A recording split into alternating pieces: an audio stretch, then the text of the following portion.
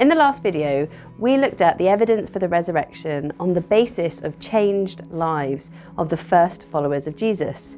How they went from being a bunch of scared, worried, anxious, unbelieving skeptics to a bunch of people who boldly proclaimed they had met the resurrected Jesus.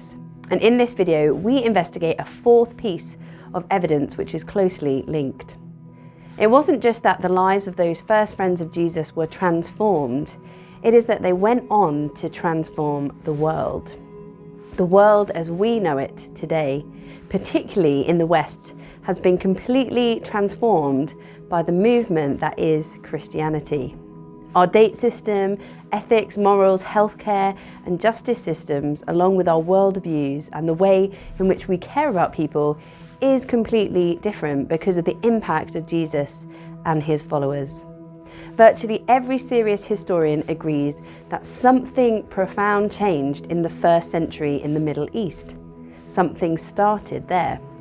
Whilst attributing that to the resurrection of Jesus may be in some sense a matter of faith, acknowledging that something changed at that moment is beyond dispute, as is the fact that something had changed in those first Jesus followers that sparked that new movement. The historian and Oxford-educated scholar Tom Holland has researched and written extensively about the impact of the Christian movement upon the world.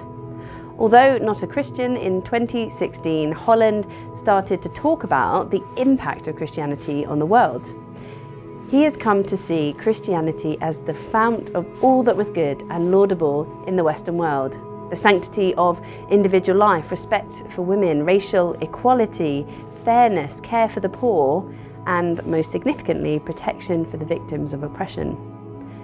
What many secular historians naively granted to the Enlightenment, Holland has come to see as the true gifts of Christianity.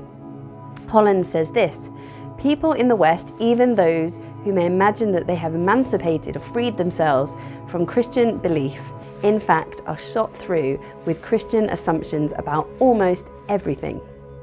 All of us in the West are a goldfish, and the water that we swim in is Christianity. And we swim in that water because of the movement that was started by those first followers of Jesus. Why did that movement start? Because they were convinced that they had seen the resurrected Jesus, and that resurrection had the power to change the world.